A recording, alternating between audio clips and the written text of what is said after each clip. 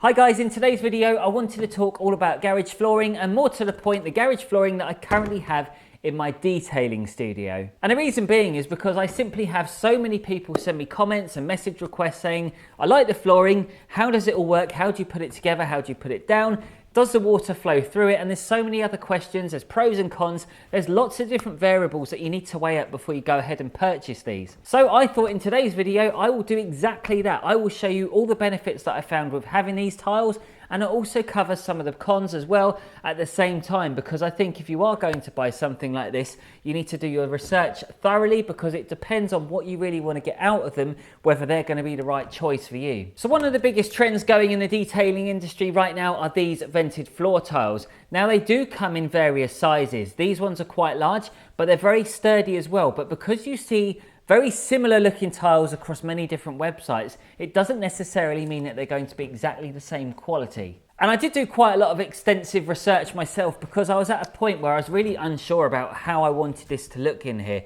And the problem is, if I was to just go for something that was just rubbery with no holes in it, it could potentially make it quite slippery, but also it just doesn't quite give you the same vibe as well that you're going to get with these. Now, with detailing studios, it's all about image. Everybody wants their unit to look as nice as possible. They all want the hex lights, and they definitely want this garage flooring. And why not? I don't blame them. It looks absolutely fantastic. And one of the good pros about these is you can literally customize them however you want. You don't have to literally bolt them into the ground. You simply lay them on there and they just clip together. In fact, what I'm going to do now is give you a quick demonstration, because they just pinch in. Let me clear some of these. I've got so many tiles here, it's ridiculous. And this was because I was so undecided about what I wanted to do for colours in here, but I'm glad I chose the green because it looks so good. So installing these tiles is such an easy task. Ideally, you want to start from the front of the garage. First impressions are everything. When people walk in, the last thing you want to see is any loose offcuts at the front of the garage. You want to save them till the very end. They got to go at the very back of the garage, and that's because most of you are probably going to put cupboards at the back of the garage, or that might just be the area where you normally store all your detailing stuff. So let's just imagine that this is the front. This is the opening of the garage door here. All we're going to do is simply have them all facing in the same way, so we keep that nice clean line. Clip them in like so, and it merely takes a few seconds. At this point you wouldn't go, oh I know, I'm going to start going from here to here. The reason being is because you want to make sure that this fits under here, and once these are locked in, you then have to pull them off again to get them out. So that's why you have to go from right to left. It's literally like an L-shaped design. It's so easy to do.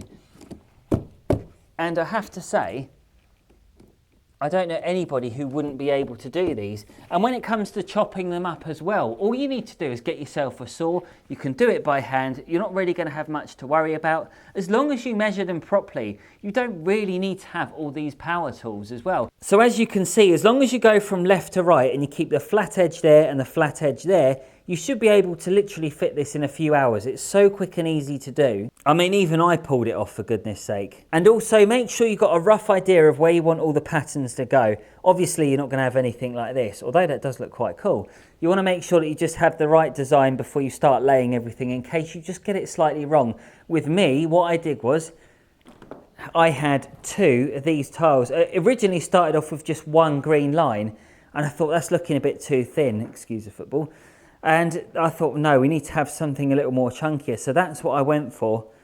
And I have to say, I'm really chuffed I did. And the rest, I was quite happy just to keep it black. I mean, as you can see, I've let it get quite dirty in here. I need to give it a good mop in later on, but I may actually feature that in this video so I can show you just how I go about cleaning them. Now, before I went ahead and got these tiles, there was another question that I was asking Garage Goals, because I wasn't sure whether I was going to fit it myself or whether they were going to get involved, because at the beginning I was thinking I'm not really capable of fitting these. I really didn't realise how easy it was to do. So I said, was there any other solutions if I didn't have it going all the way around the unit and I was just have a small area? And they said, yes, in fact, you can use these. These are called ramp edges. So we have some that clip onto the hoops, and we have some that clip on with the teeth. Now, it depends on how you want to do this. I'm going to give you a quick demonstration back down here again. We've also got the corners as well, which you can fit. But I just want to show you how quick and easy it is. So if you had, let's just say, you're at a stand, or you've got a little thing outside where you're just selling something and you wanted to put some flooring down on the grass, just for that day or whatever, you could easily go ahead and use these, and it just reduces that risk of you catching your feet and having someone trip over. Not that there's a big risk anyway, but it's just another thing to bear in mind. So if you didn't have the tiles going up against the wall, this is the next best thing. So simply hook them in there. We're not going to push them all down just yet. We're just going to get it married up, because ideally you want to be standing on it to push them in to make sure that they're solid enough. But we'll just lightly do it with our hands anyway. And then under here, the teeth just clip on like so. It's easier to do when no one's watching. There we go. And that's it. Let's talk about cleaning these tiles, because one thing a lot of you might be thinking is, does all the dirt get trapped under there? It falls down, does it ever come out? Well, quite frankly, yes it does. And all I really do is use a vacuum cleaner with a soft head on it. I just use the fluffy brush. Now, I'm not going to say it's going to get every single piece of dust up, because it just won't. But alternatively, you can use a blower or an air compressor or a car dryer and just swoosh it out, and it literally comes straight up to the surface. Although it can make quite a mess doing it, it's still good just to go over it once more with a vacuum cleaner, and then just go over it with a mop and a bit of general purpose cleaner. Now, when I first got these tiles, I had a few left over, so what I decided to do was get some more ramp edges, stick 2 of these tiles together, and then I had 4 of these, so basically they go underneath the tyres. So if you're working on a gravel driveway, or any driveway for that matter, and the customer says, oh, you've got to be careful because you don't want to flick bits of rocks and dirt up on the wheels, then you have a perfect solution right here. I think this is a really clever alternative, and it does make a lot of sense. If you had even 3 for that matter on bigger tyres, you could start from one side, then roll the car forwards to the next tile, then you know where you've gone and you're not going to miss any of the wheels, because it's really important whenever you clean wheels that you don't miss any bits. So you're always going to have to roll the car slightly forwards or backwards. So this is a fantastic way of protecting your driveway. It's not going to cost the earth to get it done, and it does make more clever uses with these tiles. I have to say the tiles go hand in hand with the hex lights. I mean, look at it. It looks absolutely amazing in here. And to think that this was just an old, run-down, empty building that had no future ahead of it, and we've literally transformed it. If you really haven't seen any of those videos where we took this old shed and we converted it into this amazing studio, then do go check out those videos, and I will put a link to them right here.